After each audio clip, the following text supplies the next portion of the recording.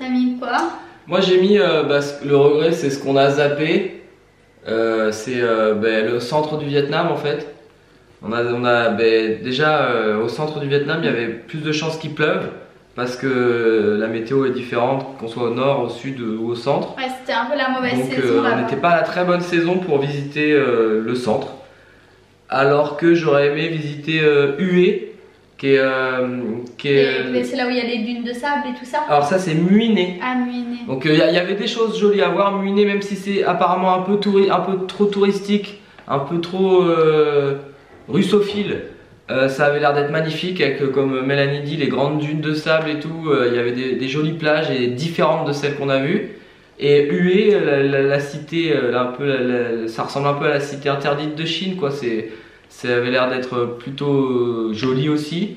Donc voilà, les regrets comme toujours dès qu'on va dans un pays, en fait, je veux toujours tout voir, sauf que il faut faire des choix et on regrette. Enfin, je me dis toujours que si j'y retourne, j'irai là où je suis pas allé. Ouais. Donc évidemment le regret, c'est tout con, mais c'est sûr que si on était resté un mois de plus et qu'on avait eu 2 fois plus de budget, on aurait fait plus de choses. Moi je pense que ça rejoint un peu ce que tu dis, sauf que moi c'est pas le Vietnam, j'ai mis ne pas avoir été au Cambodge. En fait c'est parce qu'on était super près. Finalement le Cambodge et le Vietnam c'est voisin, hein, c'est très proche. Et alors j'ai pas de regrets sur notre voyage au Vietnam. J'ai aimé tout ce qu'on a fait, tous nos choix qu'on a fait. Mais à choisir finalement j'ai été quand même un tout petit peu déçue de Phu Quoc. On y est resté 1 semaine. Et on pensait, en fait, je pensais que Phu Quoc ça allait être une toute petite île, un peu comme Koh Tao que j'avais adoré en Thaïlande. Et malheureusement c'était pas du tout le cas et j'étais un petit peu déçue des plages et tout ça. Et finalement en fait on a été sur une île à Phu Quoc, donc du coup tout au sud du Vietnam.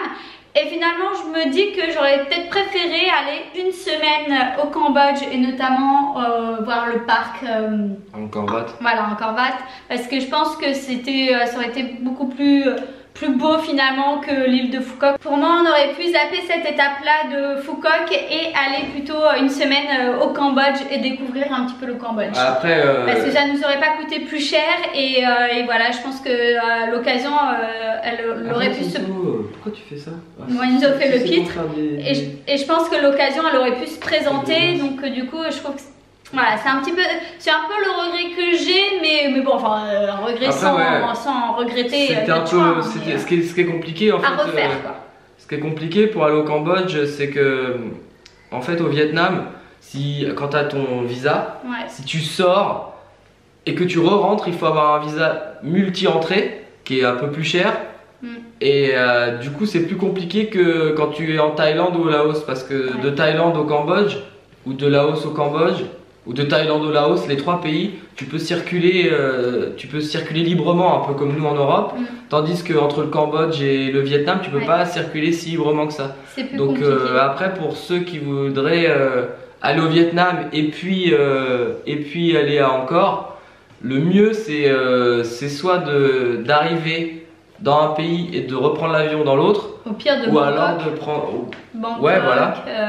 Ou tu peux repartir de Phnom Penh aussi, donc de Cambodge, ou alors d'avoir ce visa multi-entrée. Mais c'est beaucoup plus cher. Disons que c'est un peu plus cher et c'est x4 quoi, le prix en plus, puisque même le bébé devait avoir un visa.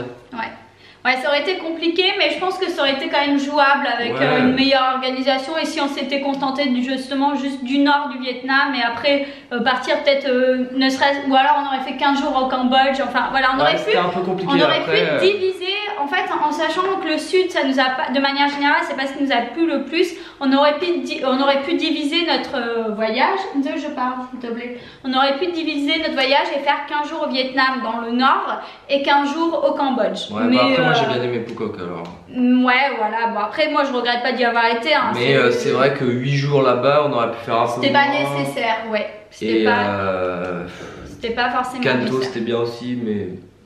C'était bien quand même. Oui, avec du recul, Canto c'est pareil, c'était authentique, c'était chouette, mais ça aurait pu s'organiser autrement, mais c'était chouette, c'était très bien. Et on a zappé une question. C'était quoi? T'avais parlé de la plus belle rencontre. Ah oui, mince. Alors notre plus belle rencontre. Après... Là, qui dansait, Carrément. La dame qui dansait à la baie d'Avon terrestre là. Ouais. Dans la grotte. Il a pas parlé. Non mais... C'était une femme qui était un peu... Non toi c'était Kent je pense. Elle avait une sorte de Ah, transe non, et elle dansait toute la journée. Ou alors c'était... comment il s'appelait le petit la mince? Léo. Léo ou Kent? Léo t'as bien aimé aussi, t'as fait du snorkeling. Bon, de toute façon c'est pas dur, Mélanie, moi et même je pense Inzo il dirait la même chose, c'est vous. Ouais vous. C'est la jeune fille que vous avez vue dans notre vlog, enfin à sa part, en fait c'était notre guide qui nous a accompagnés lors du trek pendant 3 jours. Et elle nous a appris énormément de choses sur sa culture, elle était très passionnée. Ouais, c'était super marrante, elle était simple. Ouais, c'était une maman, elle avait 20 ans, elle avait une petite fille et elle était hyper mature pour son âge. Elle communiquait un tout petit peu en français mais beaucoup en anglais et elle m'a appris énormément de choses. J'ai adoré partager avec elle, même si moi je suis un peu limitée en anglais donc j'ai pas pu non plus j'ai pas pu autant discuter, pas pu autant partager que j'aurais voulu sur mon expérience personnelle de moi, mais bon on a quand même communiqué et elle nous a appris beaucoup de choses sur le Vietnam en général et surtout sur sa région qui est Sapa, hein. Donc c'était hyper enrichissant et pour moi c'était voilà notre plus belle rencontre. Ouais bon après c'était une guide hein, et franchement c'était une très bonne guide. Après c'est pas, on n'a pas fait au Vietnam, on n'a pas fait de rencontres comme on aurait pu faire, comme on a fait en Australie ou aux États-Unis, rencontrer des gens, discuter, voilà, ils sont quand même plus réservés, c'est notre culture en fait. La barrière de la langue. La barrière de la langue parce qu'ils communiquent très mal en anglais donc c'est difficile. Vous déjà, moi pourquoi? Parce qu'elle était super cool, elle était marrante. Après c'est pas souvent que on rencontre quelqu'un qui parle anglais mais qui a une culture si différente parce que sa mère elle est guérisseuse. Donc elle est vraiment imprégnée de la culture chamaniste. Du coup on se promenait dans les endroits, elle nous disait ça, avec cette plante là on guérit telle maladie. Elle nous parlait beaucoup de son village, de sa culture. Elle est Hmong noire, donc les Hmong noirs c'est ce qu'on parlait tout à l'heure, c'est une ethnie de Sapa. On les appelle les Hmong noirs parce que en fait ils vendent des tissus qu'ils ont teints en bleu marine et noir quoi. Et donc ils sont habillés avec ces grandes chaussettes qu'on voit, je sais pas si ça se voit sur tes vidéos. Peut-être oui. Les grandes chaussettes noires c'est les Hmong noirs. Vous elle était super cool et puis intéressante quoi. Après bon on a rencontré une famille franco-vietnamienne là avec donc le copain d'Izo, Léo. Et le papa qui est français et qui se sont installés là-bas. Et qui fait du poivre, c'était sympa, on est parti en bateau avec eux, on s'est promené, c'était intéressant aussi. Ouais, c'était intéressant. Les familles sur place, parce que les familles à Kanto, ils étaient gentils. Les familles qui nous ont accueillis à Sapa, chez qui on a dormi. Ouais. Bon après voilà, on a rencontré, on a fait des rencontres assez sympas de manière générale. De toute façon les voyages c'est toujours ça, hein. On rencontre toujours des gens formidables, hein. Donc c'était super cool quoi. Ouais. Alors ensuite on va terminer donc sur notre note qui est complètement personnelle, voilà, c'est une note par rapport à notre voyage. Alors moi je vais mettre... Moi j'ai mis 14. Ah tu me notes sur 20? Ah moi je note toujours sur 20. Ah ben moi j'ai mis 7 sur 10. Voilà, j'avais mis 7 sur 10. Pourquoi 7 sur 10? Alors, bon, déjà j'ai adoré, hein. Je pense qu'on a tous adoré ce voyage. Après, il y a des petits points négatifs comme le fait que ça soit très pollué. Voilà, faut pas être très regardant là-dessus, mais ça contribue à la note, hein. Du coup, je pourrais pas mettre 10 sur 10 pour ça. Moi aussi pareil, la pollution. C'est la pollution, voilà, c'est surpollué, c'est pas très propre. Et même par rapport en Thaïlande, c'est encore moins propre qu'en Thaïlande. Enfin, c'est vrai qu'on s'est pas trop aventuré justement. Nous, on aime bien manger en Thaïlande comme ça dans la rue, acheter des brochettes et tout ça. Et là, au Vietnam, on l'a pas fait parce que... Si, on l'a fait un peu, mais pas beaucoup. Pas beaucoup, et c'était moins bon, et l'hygiène, c'était moins rassurant. Donc voilà. Après, moi, je suis d'accord avec Mélanie sur la pollution. Et aussi, les plages, faut pas penser qu'on va sur des plages paradisiaques, c'est ni Tahiti, ni les Antilles, ni même certaines îles de Thaïlande. Non. Donc ça, bon, c'est vrai que quand on part si loin et comme ça au mois de novembre, tu as envie d'avoir des super belles plages. Il y en a des jolies, il y en a des biens. Il faut pas y aller pour les plages. Après, c'est pas les plages de rêve. Non, parce que nous on a quand même fait les endroits, on a quand même fait l'île de Phu Quoc où c'est soi-disant là-bas où il y a les plus belles plages. Vous l'avez vu, il y en a une ou deux qu'on a fait qui étaient très sympas, mais déjà elles sont de manière générale assez sales et c'est joli, mais franchement ça vaut pas la Thaïlande. Hein. Moi, si vous voulez partir visiter les plages, il faut aller en Thaïlande. Là-bas, c'est le paradis des plages. Mais au Vietnam, absolument pas. Il faut vraiment y aller pour. Ah ouais, elle était bien aussi la plage, tu sais, avec les. Ah bon, on avait été sur les transats. J'ai pas trouvé l'eau, elle était pas turquoise. Elle était ni très claire ni très chaude. Donc, non, mais c'est ça, c'est pas les Caraïbes ou le Pacifique, quoi. C'est non. Mais ouais, au niveau des plages, assez décevant. Mais bon, après ça, on le savait hein, quand on a choisi le Vietnam en destination. On savait qu'on n'y allait pas principalement pour les plages. Faut pas y aller pour ça. Et après, c'est vrai que je m'attendais quand même un petit peu mieux en termes de plage. Mais non, finalement, c'était pas top, quoi. Pas extraordinaire. Non. Après, la saison joue aussi. Peut-être. Après, bon, il y a aussi, on revient toujours à la même chose, la pollution. Ouais. On était à Phu Quoc, on avait la plage donc nettoyée par l'hôtel. Elle était très bien, c'était une petite plage. Mais l'eau, bon, était pareil, pas très claire. Non. Sauf que quand tu regardais de l'autre côté des bouées de la délimitation de l'hôtel, et ben en fait, le sable, c'était une mini décharge, quoi. Ouais. Non, c'est. Ça, c'est un peu abusé. Ouais, au niveau des plages, malheureusement, c'était pas ça. Mais bon voilà, 7 sur 10 parce que ça mérite le voyage. Parce que c'est beau, ouais, parce que les gens sont sympas. Ouais, c'est une très très belle culture, les gens sont très accueillants, on y mange très bien. Enfin voilà, tout est super quoi. Il y a des points négatifs mais il y a des gros points positifs et c'est sans regret d'avoir été là-bas, même avec nos enfants. Et honnêtement, je sais pas si je retournerai un jour parce qu'en fait j'ai l'impression, même s'il y a 2-3 endroits qu'on n'a pas eu le temps de faire, j'ai quand même l'impression d'avoir vraiment voyagé à travers le pays et d'avoir découvert pas mal de choses. Alors qu'en Thaïlande, je suis convaincue un jour d'y retourner parce qu'il y a plein de choses qu'on n'a pas fait en Thaïlande. On n'a pas fait le nord. Il y a plein d'îles qu'on ne connaît pas et qu'on aimerait découvrir en Thaïlande. Alors qu'au Vietnam, je sais qu'il n'y a pas d'île à découvrir. Si, il y a une île où on voulait aller, pareil, mais ça revient. C'était pas la même saison. Ça revient au regret qu'on avait tout à l'heure. Dans le centre où on n'a pas fait le centre. Où il y avait une île qui s'appelle. Mais au final, ça sera pas non plus safe. Ça sera pas aussi bien que. Ce sera pas les îles d'Andaman, ou même les petites îles qu'on a fait au Vietnam, qu'on a adoré. En Thaïlande, tu veux dire? En Thaïlande, ouais. C'est pas pareil, c'est différent. Donc voilà, c'était un super voyage, on a adoré, voilà. Après, comme on vous l'a cité, avec un petit peu des points négatifs. Donc je vais très vite fait revenir sur des questions qui m'ont été posées et je vais vous y répondre du coup. Alors la première question, c'est certainement qu'on y a répondu d'ailleurs. Ah oui, alors il y a une maman qui me demande qu'elle veut peut-être partir en Vietnam ou en Asie avec son bébé qui aura 9 mois. Et me demande comment ça se passe au niveau des vaccins.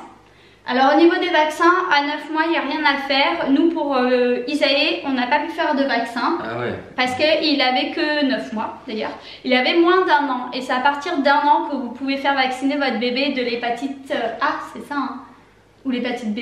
L'hépatite A, l'encéphalite japonaise. Voilà, tout ça, mais avant 1 an, il y aura pas de vaccin à faire, donc voilà, c'est pas, faut être vigilant, faut pas donner de l'eau du robinet à votre bébé, faut quand même faire attention un minimum à l'hygiène, mais faut pas craindre, hein, franchement, vous craignez rien du tout. Hein. Enfin, après, ça dépend où tu vas. Nous, on est parti en Thaïlande et au Vietnam, et franchement, on a rien.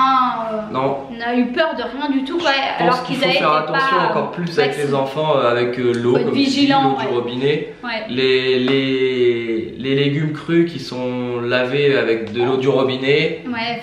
Mais bon, après, la plupart du temps, c'est très cuit, donc même. Ouais, mais après, les brochettes de fruits, des fois, c'est vrai qu'on en prend souvent. Ouais. Et alors, en fait, c'est le rince à l'eau du robinet. Faut se méfier un peu. Et puis après, plus encore au Vietnam qu'en Thaïlande, il y a un petit peu de palu. Mais entre une certaine latitude et une autre latitude où on n'était pas. Et après, dans ces cas-là, faut se méfier des moustiques, quoi. Ouais, faut protéger, mais ça nécessite pas de vaccin. C'est pareil que dans pas mal d'endroits, la dengue, le paludisme, c'est le truc qui fait un peu peur, mais... Enfin, nous, personnellement, on n'a pas fait vacciner Isaïe. Et Enzo, par contre, il y avait l'âge pour l'hépatite A, donc on lui a fait l'hépatite A. Au moins, on est tranquille, il peut manger des fruits et des légumes, même si on sait qu'ils sont lavés à l'eau. Il craint rien, il peut boire dans le verre de quelqu'un par erreur. On sait que voilà, il y a un peu de risque qu'il chope quelque chose. Donc c'est toujours mieux de le faire, même pour nous, adultes, on l'a fait. Mais si votre enfant il a moins d'1 an, on vous le fera pas le vaccin. Ensuite, détail pratique, les couches se trouvent facilement, c'est abordable. Donc oui, les couches, encore plus en Thaïlande qu'au Vietnam, parce que de manière générale, il y a beaucoup plus de magasins comme 7-Eleven, il y en a partout en Thaïlande et tout ça. Au Vietnam, il n'y a pas un moment où on s'est dit on a galéré. Ouais, bah déjà j'avais fait plein déjà. On en avait ramené J'avais ramené pour 1 mois en fait. Les couches, ça se trouve facilement, il y a plein de petits magasins où vous pouvez en trouver. Les prix, ça reste...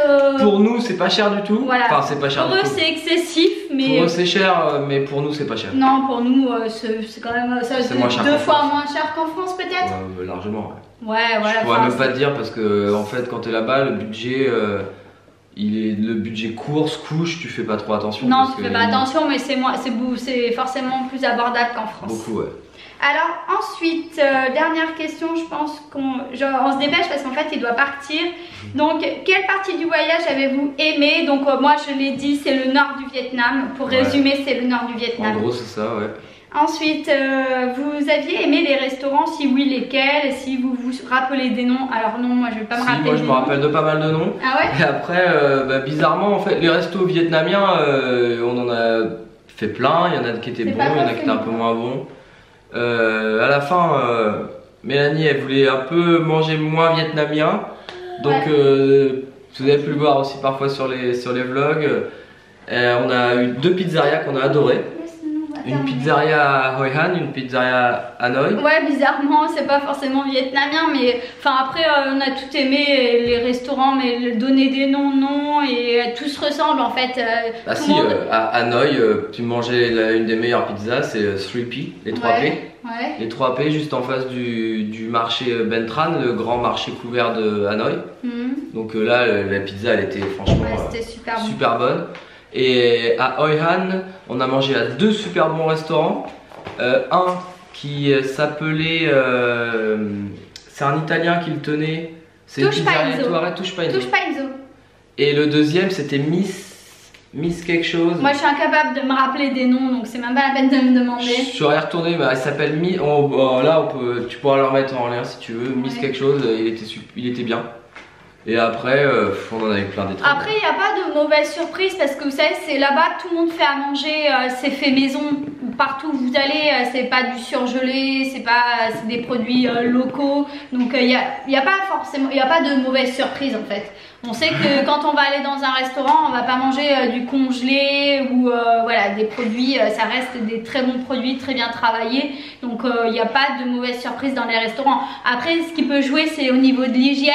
Et le choix. Mais au niveau de l'hygiène, finalement, comme vous l'avez vu, il y a tous les étalages sur les marchés, ça traîne par terre et tout. Mais c'est super bien cuit et on n'a jamais été malade, donc voilà. Des fois, le choix, ça nous est arrivé dans un resto, dire, surtout moi. Ouais. Je disais tiens je veux ça, ah ça on en a plus, je voudrais ça, ça on en a plus, ça il en a plus, et au fait à la fin je leur demandais qu'est-ce qu'ils avaient, mais effectivement ils avaient plus grand chose. Et aussi gros point négatif, c'est qu'ils emmènent un plat, puis 5 minutes après le deuxième, puis on n'a jamais mangé, on a très peu de fois mangé tous les 3 ensemble.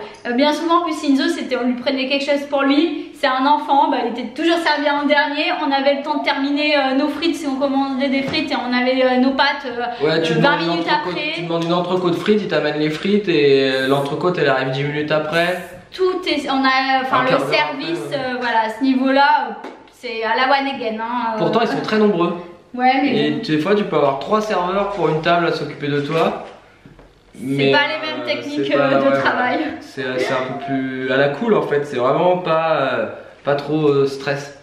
Et dernière question, quel est le niveau budget et transport entre les différentes villes à l'intérieur du pays? Ah ok. Quand on avait pris l'avion et tout ça, alors c'était pas cher. C'est pas excessif. Bon alors nous, comme on était avec les petits et que bon bah on a déjà fait pas mal de voyages où on perdait un peu de temps dans les trajets. Ouais. On a voulu faire un petit peu d'avion. En fait on a fait de tout, on a fait du bateau, de l'avion, du train, du bus, car, du taxi. Et bah le train pour aller à Sapa forcément c'était un peu plus cher parce que c'était un train de nuit en fait. On pouvait dormir. Ouais. Et c'est un train qui est hyper touristique. Donc bon pour le Vietnam c'est pas donné mais ouais. Pour nous c'est pas la folie hein. Je sais plus combien c'était 60 €. Ouais c'est sûr que pour enfin ça reste cher parce que quand on sait que le pouvoir d'achat là-bas ça coûte rien ouais, mais, voilà. Mais bon après ça reste accessible après, et l'avion des fois pour 180 €, entre 180 et 200 € à 4 plus des bagages parce qu'on prenait un supplément bagage. Ouais. Ben on traversait le Vietnam quoi. Ouais, donc, non, ça reste même moins cool. Je crois. Hein. On n'a pas fait genre des 80 € en avion ou... non, à tout compris en gros c'était entre 120 et 180 € je crois. Ah ouais. On avait pris Vietjet Air. Bon alors par contre pareil hein, c'est à la one again hein. Vous avez un vol pour 14 h et 2 heures avant il vous envoie un mail. Bon en fait votre vol il est annulé, ça sera celui de 17 h. Attention mais c'est tout le temps comme c'était tout le temps comme heureusement, ça. Heureusement on était prévenus parce qu'on l'avait lu déjà avant de... On l'avait lu en fait avant de partir. Faut faire attention donc, à ça. Je regardais les mails la veille et sur 3 fois où on a pris l'avion, enfin 3 fois on a pris le Vietjet Airline là. Et il y a 2 fois où ils nous ont changé la date totalement de... nos horaires. Ouais. Et donc on a dû même négocier une fois grâce à un gars, d'ailleurs un hôtel qui était super bien. Et ils étaient super gentils. À Ho Chi Minh que tu avais choisi les mimosas. Ah oui j'allais dire camomille. Non c'était l'hôtel les mimosas en fait. C'était très romantique. Pas très bien placé. Parce que... Ah si, il était bien placé, c'est juste qu'il était un peu excentré quoi. C'est ça ouais, c'est ce que je dis. Ouais. Bah après ça dépend parce que justement on n'avait pas les calme en fait. On avait des avantages. Il était calme, pas trop dans le marché couvert, mais du coup un peu loin.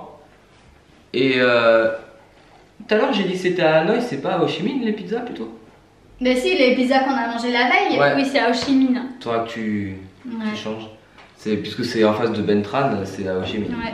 Bon bref, donc le mimosa était très sympa. Le gars, grâce à lui, au lieu de partir le lendemain avec la compagnie, il m'avait négocié de partir un peu plus tard. Quoi. Ouais. C'est pas toujours après, par contre, il y a quand même bien moyen de s'arranger, de négocier, donc ça va. Mais voilà, faut pas. Après là-bas, voilà, cool, là-bas, avec un peu de sous et de la négociation, tu peux tout faire. Pareil pour une fois un bus. Ouais. On arrive à la station, en fait la gare routière. Le bus devait nous emmener d'un point A à un point B, mais il n'existe pas ce bus-là. On l'a dit, on aimerait bien aller, donc on voulait aller à Ninh Binh. Et ils ont carrément fait appeler un gars. Ouais. Qui est venu nous chercher, qui n'était pas du tout censé passer par là. Il nous a dit montez. On a failli mourir, hein, que des Vietnamiens dans le bus, pas de touristes. Le bus qui roulait à des vitesses pas possibles, qui s'arrêtait pas au feu rouge. Du coup, on lui avait fait certainement prendre un peu de retard et il roulait comme un taré. C'était un truc de fou. Mais bon, voilà, c'était une bonne expérience. Du coup, voilà, le gars, il devait pas censé venir nous chercher. Il a fait un détour pour nous amener, quoi. Voilà, en fait, on a payé et du coup, c'est vrai que. Avec l'argent, on fait tout quoi. Disons que ils sont très arrangeants en fait. Ouais. C'est pas les rois du commerce comme les Thaïlandais. Non. Mais par contre, ils sont très serviables. Oui. Et ils sont arrangeants. Ouais. Voilà, bon je pense qu'on a pas mal résumé ce voyage. Hein, et puis du coup, on espère que cette vidéo vous a plu. Si c'est le cas, n'hésitez pas à liker, vous abonner pour nous rejoindre parce qu'il y aura certainement d'autres aventures. Ah oui d'ailleurs c'est une question qu'on m'a demandé plein de fois. Quel était notre prochain voyage? Très vite fait pour l'instant, on ne sait pas. Enfin, on a des idées. On a 3 idées. Une île. Ouais, on pense. Ce qui est sûr c'est que ce sera une île. Et ce qui est pas sûr c'est quelle île ce sera. Ouais. Donc pour l'instant ce sera, on hésite entre la Martinique, la Corse ou la Grèce. Ouais, bon, enfin voilà. Donc un truc un peu moins exotique, mais un peu plus farniente en fait, un peu l'opposé du voyage qu'on a fait cette année. Ouais, mais je reviendrai sur une vidéo, on vous expliquera ça un petit peu plus parce que là on a attente de réponse donc on peut pas s'avancer, on n'a rien booké. Et si on part, ce sera certainement aux alentours d'octobre. On sait pas. On sait pas. Allez bon, ben, on reviendra, on vous dira ça en temps et en heure. On vous fait à tous de très gros bisous. Enfin, ciao. Et puis je vous dis à très vite pour une nouvelle vidéo. Ciao ciao.